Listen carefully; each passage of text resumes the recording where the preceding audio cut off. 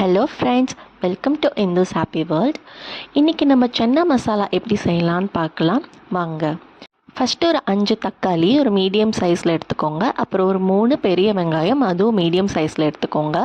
நம்ம தக்காளி அறுக்கும் போது இந்த மேலே இருக்கிற பல்ப், அந்த க்ரீன் கலரில் இருக்கும் பார்த்திங்களா, அதை வந்துட்டு கட் பண்ணி தனியாக எடுத்துடலாம். அது நம்ம போட்டு சமைக்க வேண்டாம்.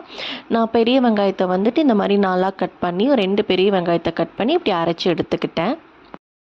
இன்னொரு பெரிய வெங்காயத்தை கிரேவி செய்கிறதுக்காக இந்த மாதிரி நீல வாக்கில் வந்துட்டு கட் பண்ணி வச்சுக்கலாம். சைட் பை சைடாக நம்ம குக்கரில் வந்துட்டு நம்ம வெள்ளை சுண்டலை வந்துட்டு வேய்ச்சி எடுத்துக்கலாம். இப்போ கிரேவி செய்கிறதுக்கு கடாயில் எண்ணெய் ஊற்றி கடுகு போட்டுக்கலாம். கடுகு நல்லா பொரிஞ்சு வந்ததுக்கப்புறம் கொஞ்சோண்டு சீரகம் போட்டுக்கலாம். இது ரெண்டையும் போட்டுட்டு நல்லா வந்துட்டு ஒரு கிளறி விட்டுக்கோங்க. இப்போது நம்ம கட் பண்ணி வச்சிருந்த வெங்காயத்தை வந்து ஆட் பண்ணிக்கலாம். இந்த வெங்காயம் ஒரு லைட் ப்ரௌனிஷ் கலர் வர வரைக்கும் நம்ம கிளறி விட்டுக்கிட்டே இருக்கலாம். கொஞ்சம் கலர் வந்ததுக்கப்புறமேட்டு நம்ம இஞ்சி பூண்டு பேஸ்ட் வந்துட்டு ஆட் பண்ணிக்கலாம். அது ஒரு 2 டீஸ்பூன் வந்துட்டு ஆட் பண்ணிக்கோங்க. இஞ்சி பூண்டு பேஸ்ட் வந்துட்டு முடிஞ்ச அளவுக்கு நம்ம வீட்டிலையே வந்துட்டு செஞ்சு நம்ம ஆட் பண்ணிக்கலாம். கடையில் பேக்கெட் வாங்குறத விட நம்ம வீட்டிலையே செஞ்சு நம்ம போட்டோன்னா நல்லா வாசனையாக இருக்கும், ப்ளஸ் டேஸ்ட்டும் நல்லா சூப்பராக இருக்கும். இது நல்லா ஃப்ரை ஆனதுக்கு அப்புறமேட்டு நம்ம அரைச்சி வச்சுருந்த தக்காளி வெங்காயம் அதை வந்துட்டு ஆட் பண்ணிக்கலாம். அடுப்பு வந்துட்டு சிம்மில் வச்சுக்கோங்க. இப்போ இந்த தக்காளி வெங்காயம் பேஸ்ட்டோட பச்சை வாசம் போகிற வரைக்கும் நம்ம கிளறி விட்டுட்டு கொதிக்க விடணும். இப்போ நல்லா குழம்பு வந்துட்டு கொதித்து வந்துட்டுருக்கு. இந்த ஸ்டேஜில் வந்துட்டு நம்ம ஆல்ரெடி வேகிச்சு வச்சுருந்த வெள்ளை மூக்கலையை கொஞ்சம் கொஞ்சமாக ஆட் பண்ணிக்கலாம். ஆட் பண்ணிவிட்டு நல்லா கிளறி விட்டுக்கோங்க. நல்லா எல்லா இடத்துக்கும் போகிற மாதிரி கிளறி விட்டுக்கோங்க.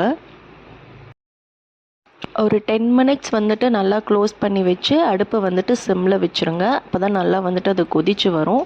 இப்போ இந்த ஸ்டேஜில் கொதித்து வந்ததுக்கப்புறம் இந்த ஸ்டேஜில் வந்துட்டு நம்ம மசாலா ஆட் பண்ண ஆரம்பிச்சுக்கலாம். ஃபஸ்ட்டு வந்துட்டு கொஞ்சோண்டு 1/2 டீஸ்பூன் மஞ்சத்தூள், அப்புறம் 1 டீஸ்பூன் மிளகாத்தூள். காரத்துக்கு தகுந்த மாதிரி உங்களுக்கு எவ்வளோ மிளகாத்தூள் போடணுமோ அந்த மிளகாத்தூள் போட்டுக்கோங்க.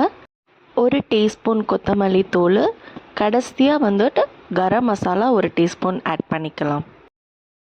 இதுவே போதுமானது தான். உங்களுக்கு தேவைப்பட்டால் ரெடிமேட் சென்னா மசாலா கடையிலலாம் விற்கும். நீங்கள் வேணும்னா அதை வாங்கி கூட நீங்கள் ஆட் பண்ணிக்கலாம். அது இன்னும் கொஞ்சம் எக்ஸ்ட்ரா டேஸ்ட் கொடுக்கும். இது எல்லாமே ஆட் பண்ணிக்கிட்டு நம்ம வந்துட்டு நல்லா கிளறி விட்டுக்கலாம். கிளறி விட்டு கொஞ்சம் அடுப்பு சிம்லேயே வச்சு க்ளோஸ் பண்ணி வச்சுக்கோங்க. மசாலாலாம் நல்லா மிக்ஸ் ஆனதுக்கப்புறமேட்டு கடைசியாக வந்துட்டு கல் உப்பு ஆட் பண்ணிக்கலாம். நான் 1 டேபிள் ஸ்பூன் கல் உப்பு வந்துட்டு ஆட் பண்ணிக்கிறேன். உங்களுக்கும் டேஸ்ட்டுக்கு தகுந்த மாதிரி உப்பு வந்துட்டு ஆட் பண்ணிக்கோங்க.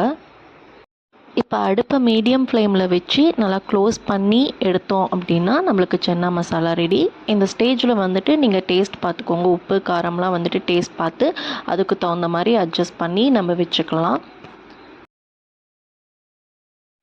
இப்போ ஃபைனலாக நம்மக்கிட்ட கருவேப்பிலை கொத்தமல்லி இருந்துச்சுன்னா அதை வந்துட்டு ஆட் பண்ணி ஒரு கிளறி விட்டு நம்ம வந்துட்டு சர்வ் பண்ண ஆரம்பிச்சிடலாம்.